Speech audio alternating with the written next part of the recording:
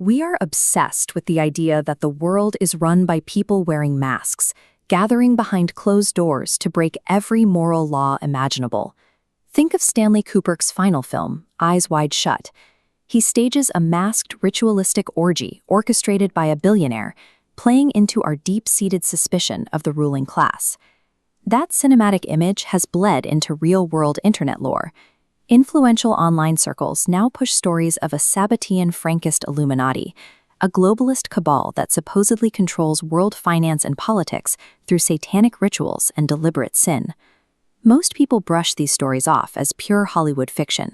Others believe they are literal demonic plots unfolding right now.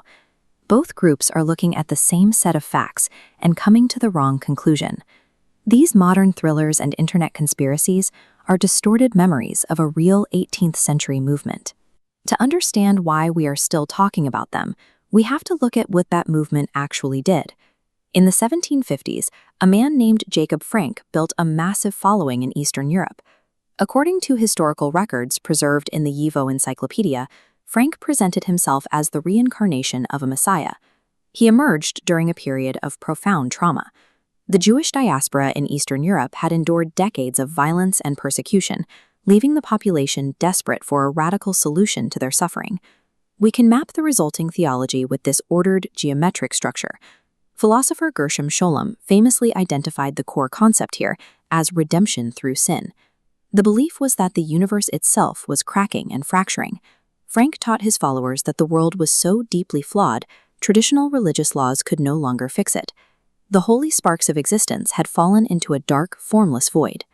To rescue those sparks, believers had to descend into the abyss themselves.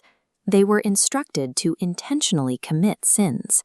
They broke dietary laws, engaged in wife-swapping, and held religious orgies to gather the trapped light. To the outside world, this was complete moral collapse. But for Frank's followers, breaking religious taboos was a calculated requirement to force God's hand and trigger salvation. This theology collided with the establishment in Poland in 1759.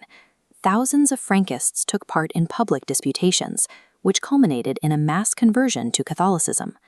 Frank was eventually arrested by the church and imprisoned here at the Jasna Gora monastery. But even after his captivity and death, his movement didn't disappear. It moved into the shadows of the upper class. His followers integrated into European high society. In cities like Warsaw and across Moravia, these formerly radical families became ennobled, wealthy merchants, and prominent government officials. They inhabited a social vacuum. By the early 19th century, the term Frankist had become a slur in Warsaw, used to out wealthy families suspected of secretly maintaining their radical pasts and insular networks behind Catholic titles. This historical reality, a nouveau riche class accused of hiding a transgressive secret life, provided the template for the high society secret society myths we still see today. Over the next 2 centuries, the ghost of Jacob Frank split into 2 different modern legacies. One became a weapon, and the other became a mirror. Anti-Semitic writers took the history of Frankist assimilation and stripped away the context. They flattened the story of a traumatized community into the baseless modern myths of an Illuminati or Rothschild globalist cabal. But artists and writers saw something different in this history. They used it to explore the extreme boundaries of identity and the heavy cost of cultural exchange. Nobel laureate Olga Tokarczuk captures this in her novel, The Books of Jacob. She uses the Frankist movement to examine faith, heresy, and the fragile nature of tolerance in Central Europe. Which brings us back to Stanley Kubrick. Eyes Wide Shut is based on the 1926 novella, Traumnovelle, by Arthur Schnitzler, a book deeply seeded with Jewish metaphors about alienation, unmasking, and transgression. Kubrick removed the explicit Jewish references from his adaptation, yet he perfectly preserved the core Frankist anxiety, the fear that the wealthy elites who govern us are bound together by shared hidden sins.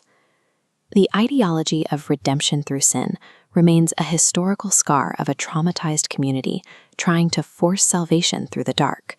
It stands as a document of the high cost of fanaticism and the enduring power of the Faustian bargain.